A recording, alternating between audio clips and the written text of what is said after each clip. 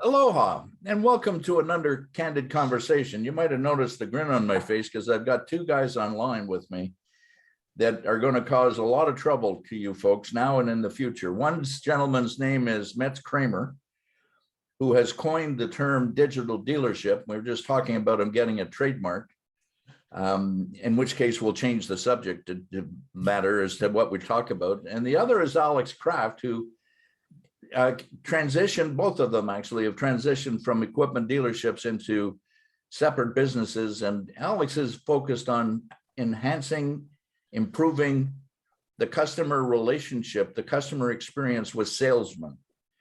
So that's about as far as I want to go in introducing this. I want to let the guys maybe make a short comment at the beginning, and then let's just have a conversation. Metz, do you want to start, seeing as how you look like you're the oldest? Ouch. That you included? No, don't start.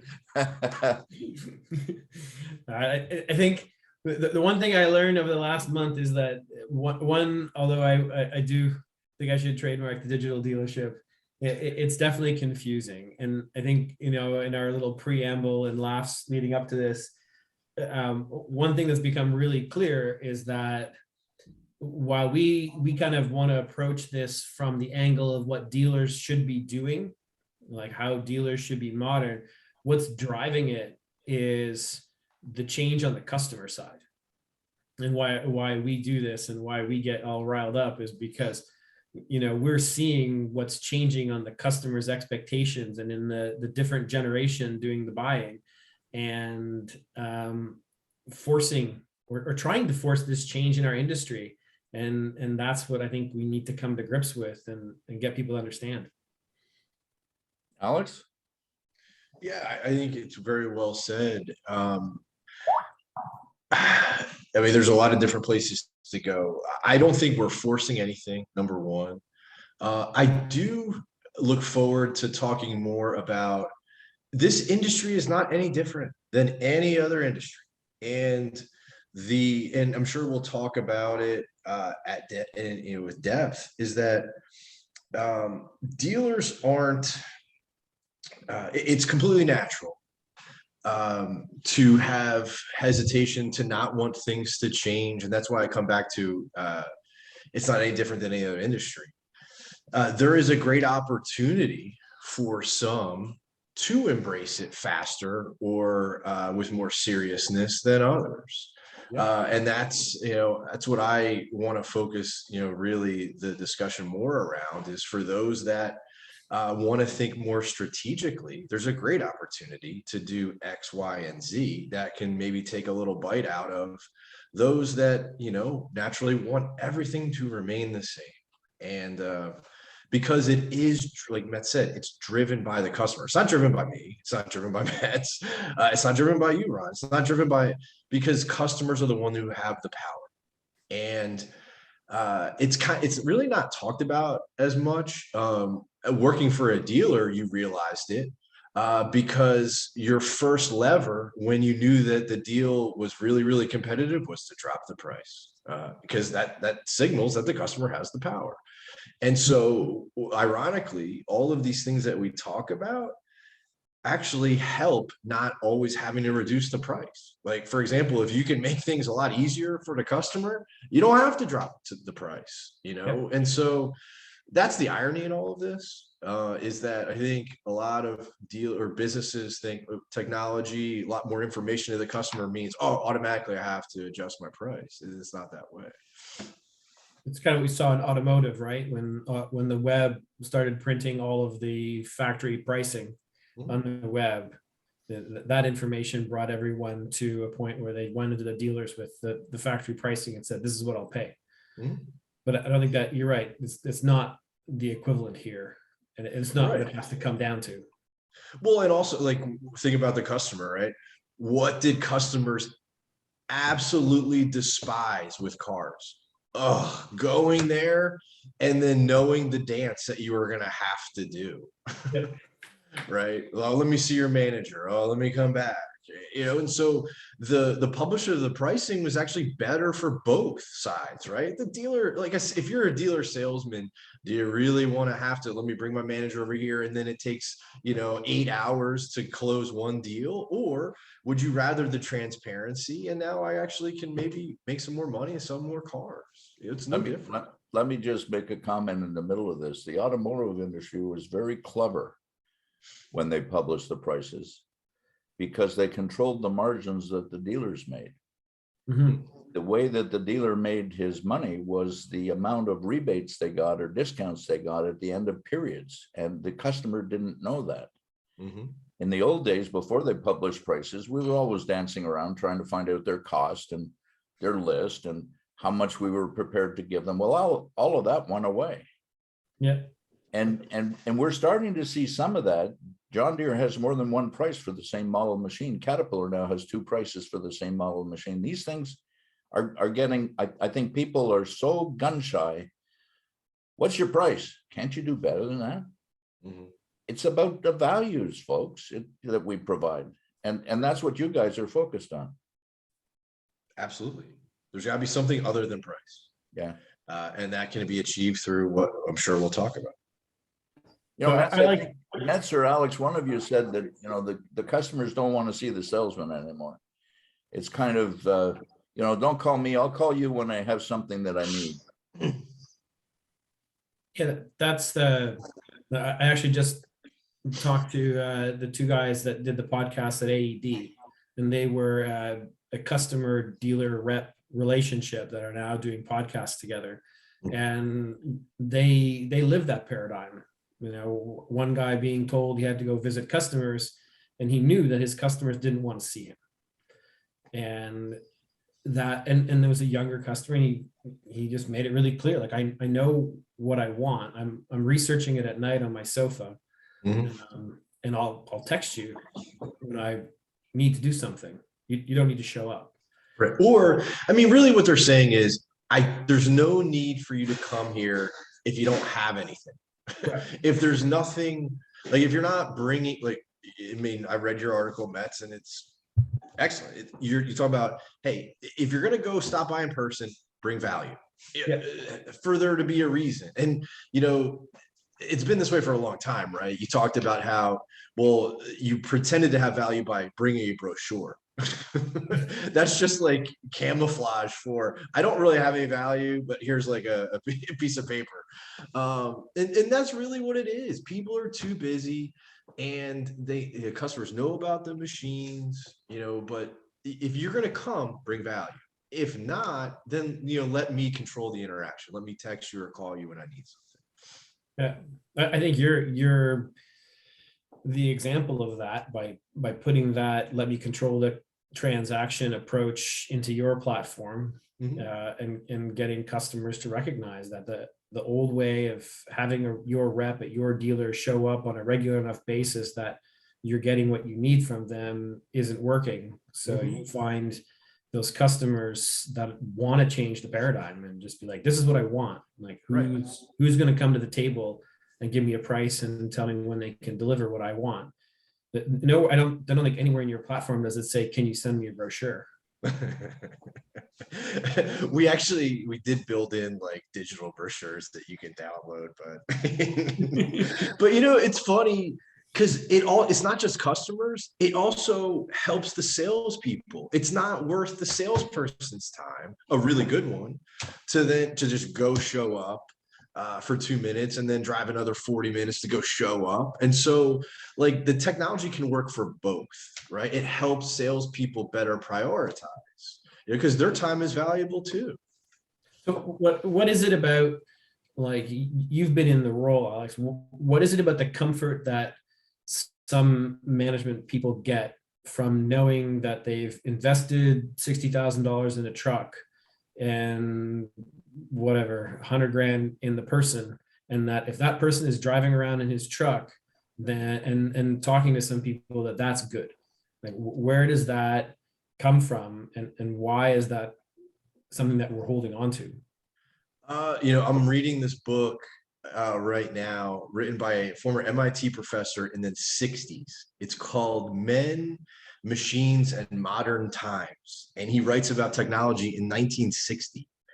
And one of the things that he talks about, he lays out like different periods in history as examples of like why people push back on technological advances, is that one of the reasons is, well, because this is just the way we've always done it. And I think that is part of what the answer to your question is, well, because who typically leads the dealership and sales organization? It's typically the longest tenured salesman. Yeah. That person, is now promoted, they're VP of sales or whatever. And well, how did that person come up? He was a young salesman. He was taught to go call on customers. He was taught to just show up. Everybody knows the same like stereotype. And so I think that is at play with a lot of it, is that, well, that's just the way everyone's always done it. It's worked, right? Because I had years where I sold 20 million of equipment and whatnot. And so there's no reason to do anything different. I think that's a big part of it. The old days, it used to be that the market leaders didn't want to change anything. They had everything under control. Mhm. And it was the people who were trying to challenge the market leader that, they used all kinds of different slogans. So we had Coke is the real thing, and it's the Pepsi challenge. Mhm. And it's Kleenex that's a generic term for a brand. It's Kodak that was a generic term for a brand. Caterpillar has become a generic code. And I guess the best one today in our world is probably Bobcat. Exactly. Everybody calls that skid steer a Bobcat. Mhm. And the other thing that was interesting about it to me is, Caterpillar and many others started doing loader backhoes and went after Case. And Case wasn't particularly adept or quick at it. And then they turned around and went after Melro, Bobcat. But what happened was the Bobcat skid steer marketplace is more automotive than construction equipment. So it's more a first-time buyer. Mhm. So it's name recognition. Then we have this generational thing between boomers like me and the greatest generation that are older than me, and the silent generation is the ones that they were in First World War. And you guys, the millennials, the Z's and the X's, is we're comfortable with how things are. You guys aren't. And I wasn't either at your age. I was always asking why you do it that way, and when people ask me why, I always say, why not? Trying to provoke a little bit of a discussion. And I think the answers you guys got was, well, it's because it's always been done that way here. Yeah. Whenever you hear it's always done that way, boy, oh boy, is that ever a signal something needs to change? Yes. So how do we, and both of you have made the comment that most of the purchasing that's done in this country, in this industry anymore, is by people under the age of 40. Absolutely. They got a different view on things, and you guys are just responding to it. Change is a blessing. We confront change our whole life. It starts with birth, for goodness sake, and it's an opportunity is death. And there's many in between. It's really challenging. I'm calling it business intelligence because I don't want Mets to be able to trademark the digital dealership. But it really is digital intelligence, isn't it? I think overall it's strategy, and then like underneath strategy are different pieces. And I think intelligence is one. Data. How do you use data? Because I'm sure we could say with confidence that most dealerships and it's companies in other industries, they have all this data and they just don't really use it. Like they don't compile it in a certain way. When I was at the former dealership, like everything we had to like download it into Excel and then manually play around with it for 5 hours to then get it to where I could spend 30 minutes actually analyzing it. It's insane. Yeah. But I think overall what we're talking about is strategy. And I love that part, right? And I think too what shapes you is that I was not at a cat dealer. So, we had to constantly talk about strategic decisions on who to pursue customer wise. How do we increase business in a certain market? Because we weren't number one. And so that was very valuable experience for me personally. Did you then, like, when you develop strategy, if the three of us were to get together on Saturday and I buy a bunch of pizzas for my digital dealership trademark money, and we start a new dealership, we would base it on like what we know. We would base it on like a marketing plan, right? And this is what I think is fascinating about a lot of dealers is they have marketing departments, and like strategy comes out of marketing. And you have sales strategy, but like sales strategy is also a large part of like developing sales tactics, right? Mhm. Strategic planning is really tactics planning. And yet, so we have these marketing departments. These marketing departments spend their time doing, a subset of marketing, and our strategic development of our dealership. If the three of us start one on Saturday, that's where we start, right? We start by looking at the market, like you've done with Heave. And if we did it for a dealership, we'd look at like what does the market look like now?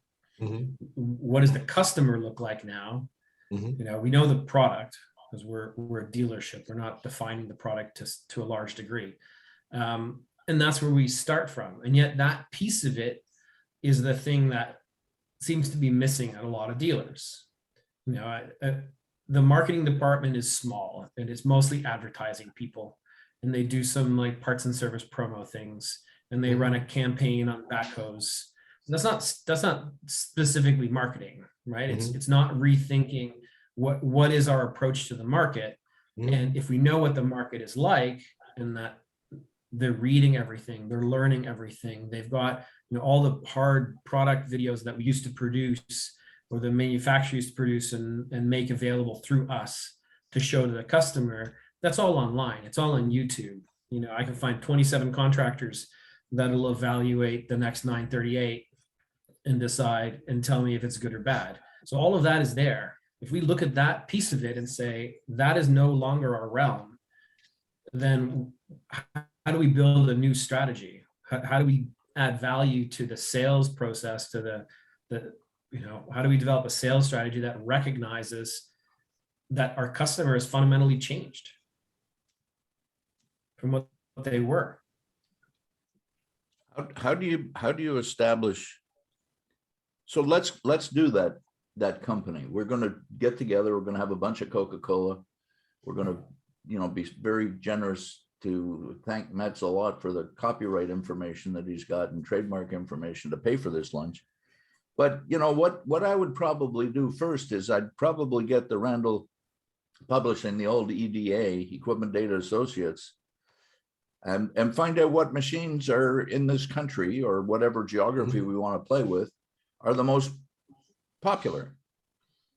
And then I'd probably list off every customer who financed a machine, one of those machines, over the last 12 to 24 months. And I'd receive this file, and it might be in Excel that we have to mess with. It might be comma separated CSV files, whatever.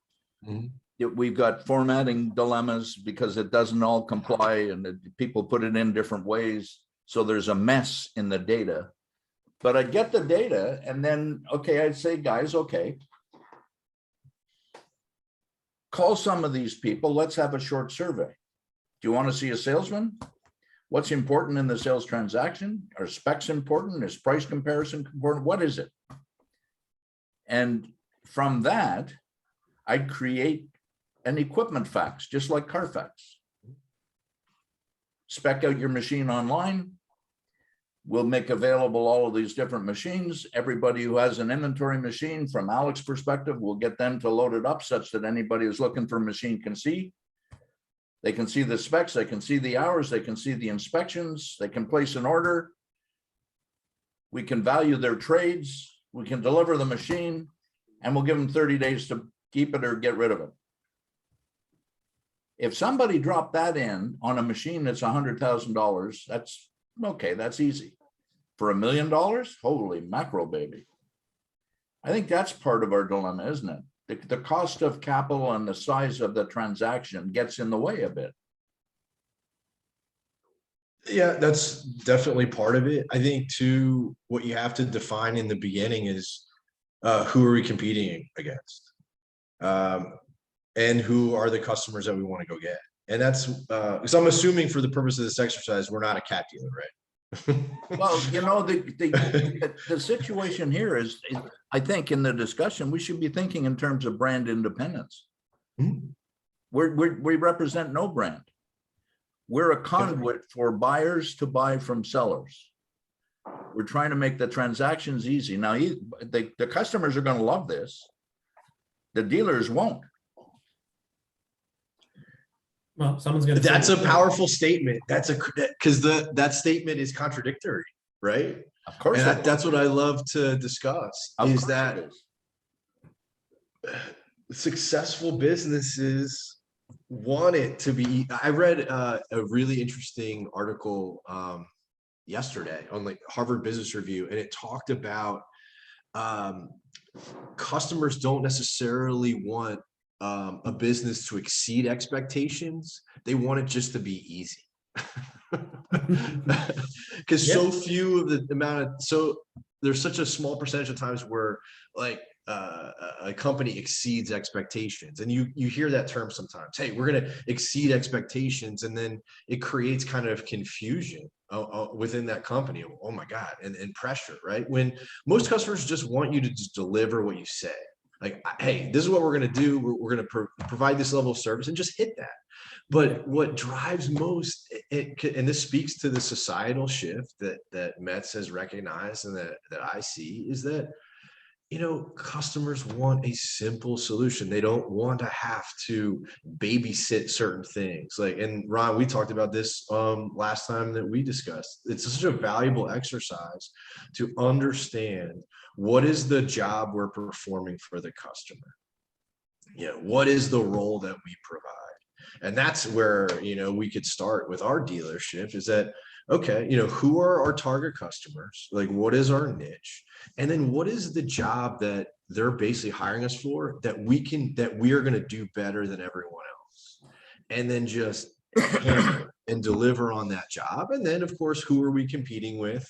You started by, and it's the right thing to do, surveying the market, finding out what's important to customers, and then finding out where the gaps are with the competition that we have, and then making sure that we deliver.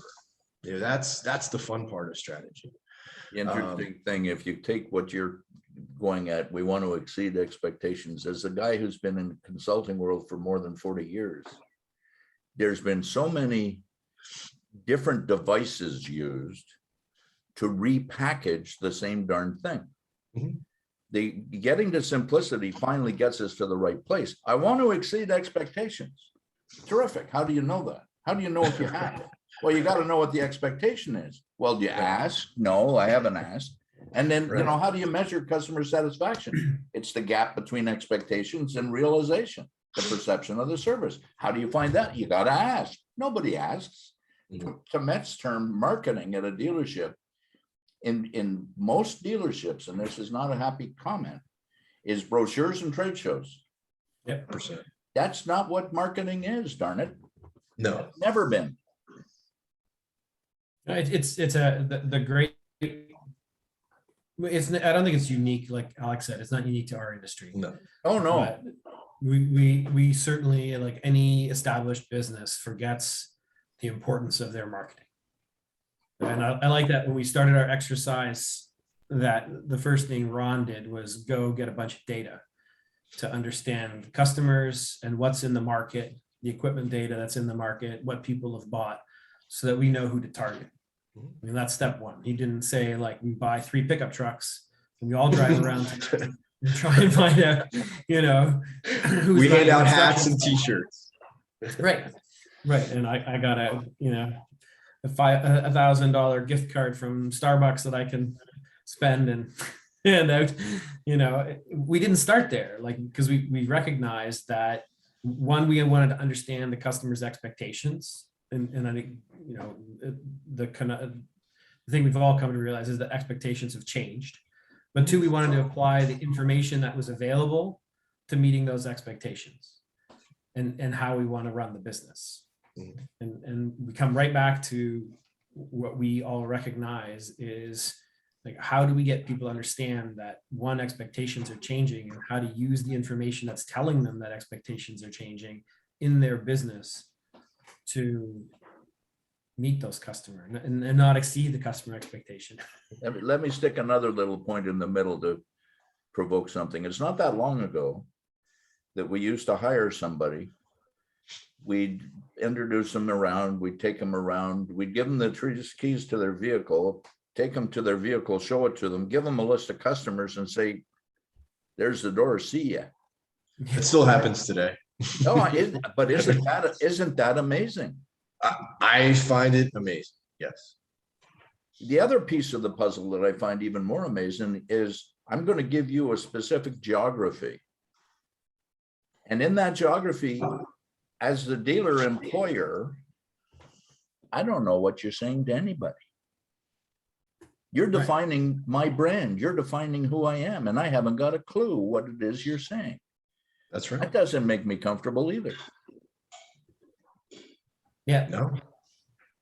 You know, with texts, with emails, I've got a track that I can go back to. You know, there's a software package out there now that'll take meetings like this and it'll transcribe our talking into a Word document, just like a Dragon or a Via Voice or one of these things. We're all looking for simplicity, as Alex said. Make it easy. And we had this wonderful expression decades ago, KISS, keep it simple, stupid. It was almost a mystical desire. Today, it's not mystical. People want it simple because it's a complex world out there. Yeah, I think it's not just complex. It's that I honestly think people are doing more than they ever did, right? Like we're more productive than we used to be. It used to be okay to spend 3 days buying a machine, you know, in total. But now you'd be hard pressed to find 3 days in your next month's schedule to spend on a purchase when there aren't that many details to sort out. So like we want to keep it simple, but we also need to meet like what time we have to allocate to various things. And I think sometimes we think, you know, I learned this lesson when I was in the material handler business. We thought we were selling like the Mac Daddy machine to the customer. We thought like the machines we were selling were the big thing that they bought, you know, near $1 million material handler. And only to learn that they didn't care. Like they would buy them like cookies, because what they were really excited about and spending all their money on was a shredder. And that thing was like 6 to 10 million. Right. And that's where they spent their time. That's where they were interested. And the material handler was like, well, we need 3, just drop them off, you know, and yet our approach to it was like, we were selling them shredders. We thought we were the shredder salesman, you know, and I think that's the more we learn to understand what our customer really, what's valuable to them, and then meet that expectation. And maybe that's where like our next conversation for, you know, our new dealership is we don't put guys in trucks with Starbucks cards.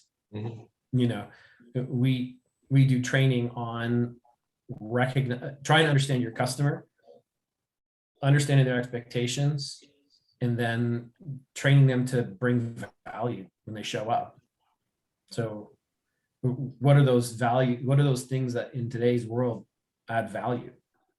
Right. And I think it's a really good breakout is that I believe the salesperson going forward has to be like a hybrid of sales and service. Like, I don't think that value can be any more of price, you know, like taking people to lunch, taking people to dinner, buying beers, and then here's your price. I think the salesperson has to be a hybrid of someone who can help either make sure, I'm not saying fix the actual machine, but like be a liaison, like a dependable liaison between your service department and the customer.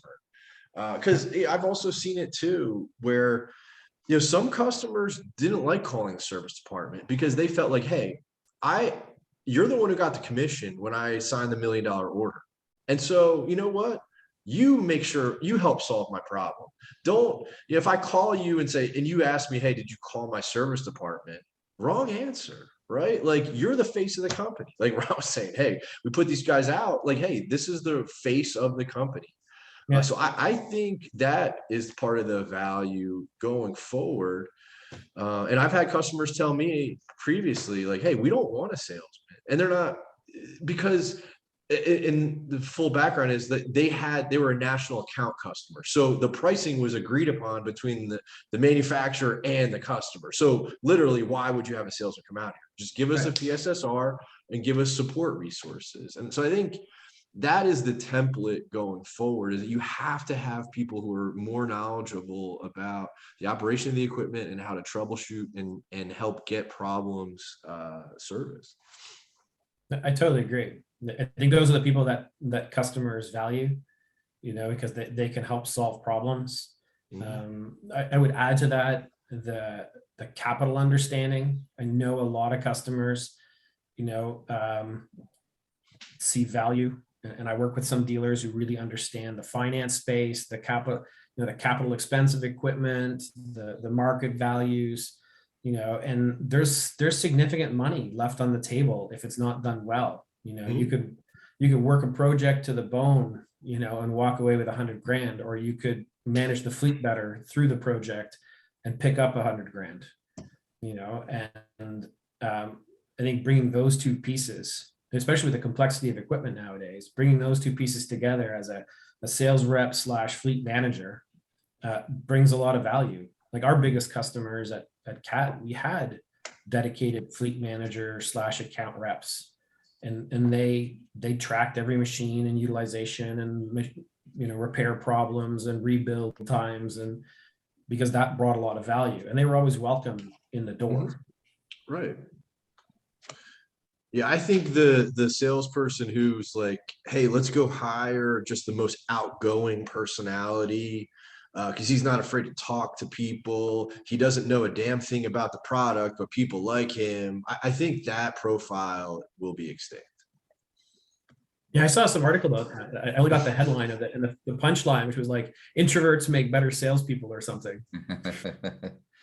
I just edited a piece from a client in Europe who's starting a blog with us. She is in Belarus and works at the university, and she's with a Dutch company from the Netherlands. It's kind of a weird combination. And she's talking about loyalty relative to employees. So the question I'd like to put out to you, I think I've heard over the last 10 years, go back 5 years, it seems that each 5-year increment, the attention to loyalty has dissipated to the point that today, everybody who's selling something will say, oh, a customer has no loyalty anymore. If that is not a reflection of the fact that we haven't looked after our customers, I don't know what is. Yeah, it's their fault. Yeah. Yeah. That's it. I've done all I can. Those damn guys are not loyal anymore, I love this topic. And this is why probably I won't be invited to talk at many places, but I love, to me, the coded language of, hey, it's a relationship business, relationship is people are trying to say, hey, well, that customer bought because they like me. And yes, I mean, people typically aren't going to spend $500,000 or whatever it is with somebody they dislike.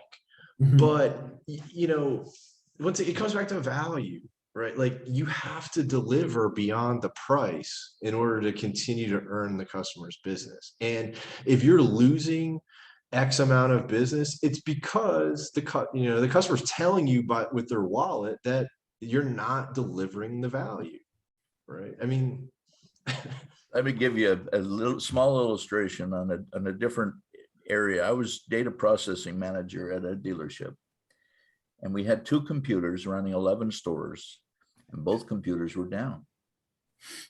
They're apart in pieces on the floor. And coincident to that, we had all of the major publishers of the industry magazines and periodicals in the building for a day where we're presenting what our business did. And so we're trying to really hype the brand. Coincident to that, chapter 3, both machines were IBMs, which stands for It's Better Manual. And IBM had a strategy on customer service called Fill the Sky with Planes. Fill the They sky. had people there, baby. They were all over the place. And I'm the manager of the department, and they're running around, they're interfering with everybody. The theater's just down the hall about 100 feet, so they can hear the cacophony. I get up on my secretary's desk and I say, okay, I want to see a show of hands. How many in here can actually fix this problem? Let me see.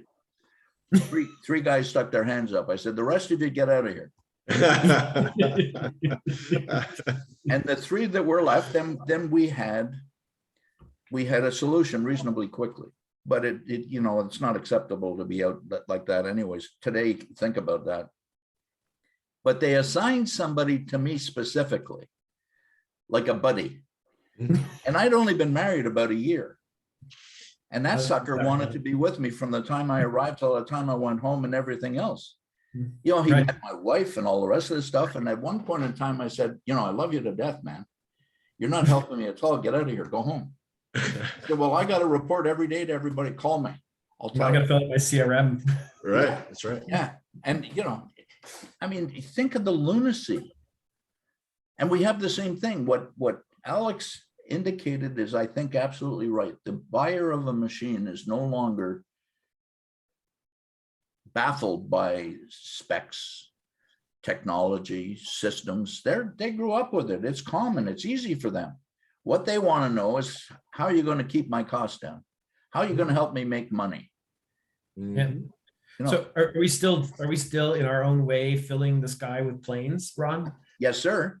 By having a lot of people in certain roles that we think are like important traditionally? Well, worse than that, Metz. I think, my focus this year is on 2 subjects. One is the customer experience, Alex's expression. The other is the business model, because the business model has determined how our headcount is structured and how we cover our market. Right. And it was established, from what the research is that I've been able to find out, in the early 1980s. Yeah. When interest rates were at an obscene level and dealerships had to adjust the only variable cost that they had, which is payroll, in order to pay for interest and stay in business. And then we set our sales per employee numbers for that. And that's what we've been working with for the last 50 years. Or 40 years. It's nuts. So we don't touch our customers. 80% of the people that buy from us don't get a contact initiated by us. They have to call us. It's no wonder. They have to physically call, right? Which is even more absurd, right? It's the whole point. Yeah. And then, the other little paragraph in there, because both of those things to me are aiming at loyalty, but the other paragraph is bricks and mortar. I don't want any more bricks and mortar. I'll put up tents. I need portable things. When I was at Finning, we had 53 stores. We had a model that we used, a financial model that we used to determine when we added a store. Right. And I always asked the question, where's the model to closing a store? They didn't have one. We had stores that shouldn't have been there. Yeah, when they lose like $3 million a year for 5 years, then we close it. Yeah. Or whatever the number might be. Yeah. At some stores, we were selling light bulbs. The community was so remote. I don't care what it is. I'll sell anything I can make a buck at that'll help the customer. Mr. Customer, what do you want? I'm here for you. I might not like what they tell me. Well, I know a dealership that had Corvette engines in part stock, but that's a whole other story. I thought there was a really interesting idea, like that the fill the sky with planes, and we talked about, some people just want to talk to their service guys, some people end up talking to this guy, and like in the world of phones and computers and emails and texts and all that kind of, and it can all be kind of monitored.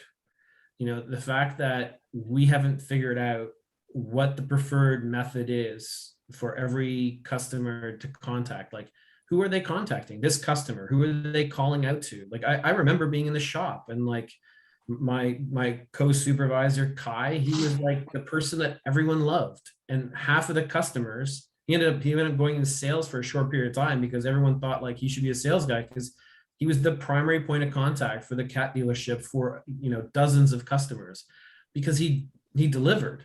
Like he, you know, every time they called, he had a good answer and he delivered. And like people are showing us where they want to go. They're showing us who they prefer, B, the channel they want to use, and see like what part of the business they find the most value in. Like we should be figuring out how to listen to that, because then you could say, well, we only need half the sales reps, or we need 2 more over here, or we need, you know, these kind of sales reps that do this, because our customers are telling us that this is the channel they prefer. And this, you know, we've talked to this too, like audiences, you know, like we talk about this idea of segmenting our audiences, and you can find customers who are the old school guys and they still like their sales rep, and they'll use that sales rep until they go out of business or they hand the business off to someone else. But then that audience member goes to a different audience and they want to deal a different way. Like, I don't understand why we're still in many places using like this generic model of sales rep and PSSR and, you know, parts people and service people that's supposed to meet everyone, instead of measuring to see what customers are actually looking for. And saying this group of customers prefers this channel. So we establish that channel properly and match the customers so that they don't have to find their own way there, but we make it easy for them.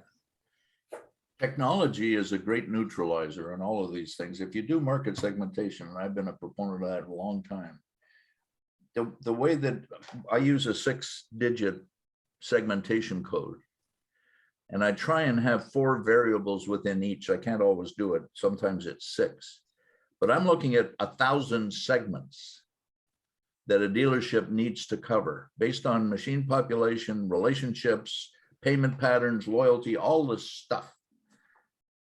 There's no way in the world that we can have 1,000 different strategies. No. Ron, you've talked to customers. To kind of getting back to what Metz was outlining, do you think enough customers are vocal about like the real reasons why? To me, that's a function of the salesman. There's nobody that I go call on, Alex, as you can probably imagine, that is quiet. You can't be in a room with me and be quiet. Even in a classroom with me, I refuse to have people sit there silent all day long. And I just wonder, and I'm not trying to lead the witness, because maybe that's part of it. Maybe some dealers are blind because they really don't get honest feedback. I don't know. Like I do feel like I had certain relationships with customers when I worked at a dealer where they were honest with me. But I've also noticed, like, not working for a dealer with some other customers, that the conversation was a lot different because I didn't have any skin in the game. Like they didn't feel like they were insulting me by going somewhere else. Because it's clear that the one way that customers, you just have to be attuned to it. They vote with their money, right? But I feel like maybe a lot of customers just vote with their money, and then the dealers chalk it up as, well, we lost because of price. That's the only reason why we lost. And they don't know. I don't know. I think it's a little bit of a biased survey when you lay it at the sales rep, right? Because the sales rep is one representing. Hey, I'm doing a great job. Yeah, right. Like, it couldn't have been me. I was there all the time. You know, we had a great rapport. You know, we chatted all the time. But the customer A won't tell him that I chat with you, but you drive me nuts. Or B, they think that level of chatting is, you know, actually what that customer is also enjoying, or that's a measure of it. So that's kind of a tainted survey channel. But like, going to the data means that if you really monitor that customer, you see that like 3 times as many calls go to the service department from that customer than they go to the sales rep. Or the other customer, you know, 3 times more calls go to their sales rep than they go to the service department, and the sales rep is then going to service. You know, like, we can monitor this. Like, all of these inbound channels can be monitored by phone number, by email, by whatever, to try and understand what's really happening. You say, call it voting with your wallet, but we're we're voting with our communication channel every time too. Yeah, and I think I was talking to a dealer principal a month ago or so, and I mean, and he's a really strategic thinker, really good guy, and he said to me, he's like, and times are great for a dealer right now, and he was, cautious about it because he's like, we're in an unprecedented time of inventory shortage, and there's a lot of people walking around here like, everything's great, and so I think there's that part of it too in this business where the dollars are so big, it covers for a lot of things that aren't done well. And it really does take a certain type of people within the business to be like, hey, I'm not trying to be negative here, but we've got to be introspective, like, especially today, and so I think that it takes a special type of leadership to hit on these things. I think You've got to want to see, like you said, you don't want to be negative, but you want to be honest.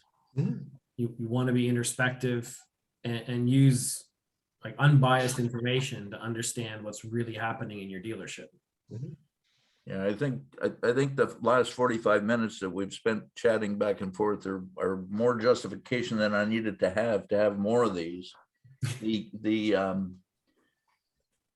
The interesting thing, one of the interesting things, and Alex mentioned it, you gotta be neutral.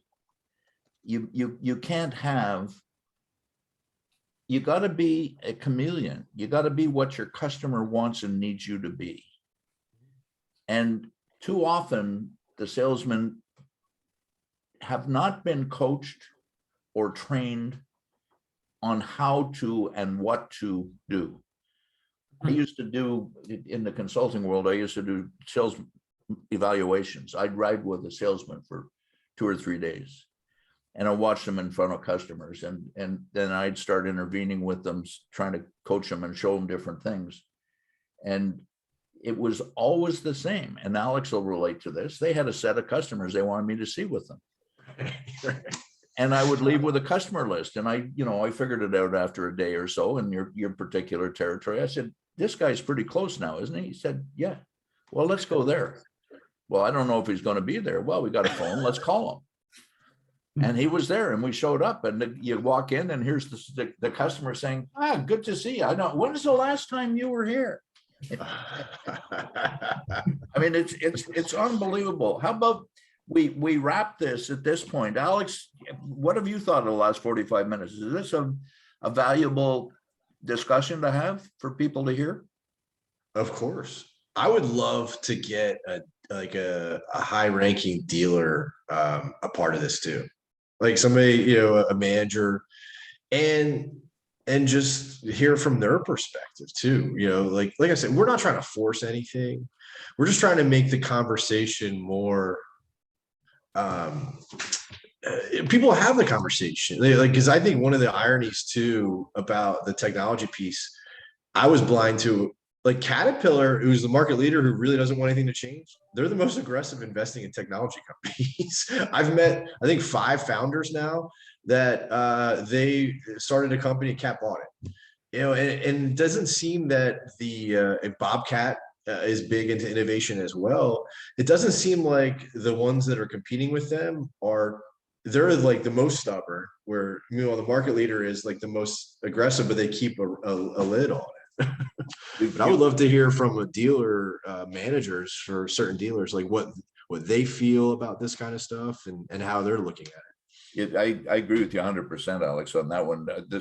I subscribe to and read all kinds of industry things, as you can imagine. And I noticed this morning, there's a podcast on technology controlling costs on the use of equipment on job sites. Mm-hmm. All Caterpillar. Yeah. So I sent off an email this morning about 5 o'clock, because I do a lot of this stuff in bed before I get out, to my guys at Deere and Volvo and Komatsu. I said, hey, do you do anything like this? And every one of them came back, geez, that's a wonderful idea. No, we don't. It just, it amplified what you said, didn't it? Right. I mean, Kat does a good job of like, I think keeping it under wraps. You know, like let's not let these guys get any other ideas, but let's just gobble up all these other companies that have these cool tech ideas. You got it. Mance, what do you think? Has this been of value? It's always a value. It's both fun to work with you guys to flesh out these ideas and to communicate them. And I think it's challenging to try and get people to see the value in it. You know, that there is things do work and dealers do well. And I just said do, but No, you have enough to do. it's hard to get someone who's making money to reevaluate because there's a risk factor too, right? You could get it wrong. Yeah. So That's what holds us back, I think. Yeah, right as we were finishing up there about the sales reps and really mirroring your customers. I can remember what it was like when I started traveling to China for work in the short period of time that I wasn't in the industry, and eating dinner there was always interesting. You know, and I learned a really important lesson to always go a little slower and watch other people eat something or pick something up so that I would learn how to do it correctly. You know, and I think that applies in a lot of things. Like you can think that you know how to do things, but in the end, watching and learning, going maybe a little bit slower than you think you need to, means that you can pick up on the minutia. You can pick up on the important indicators that will help you actually do it better. And in my case, not embarrass yourself too badly at the dinner table. But, I'm sure you know, you did. I've always tried to remember that. Yeah. Guys, I think that's wonderful. Thank you both for participating in this. And to the members of the audience that are listening, thank you for listening. We hope you got things out of it. And I look forward to having you with us at another Candid Conversation in the near future. Mahalo.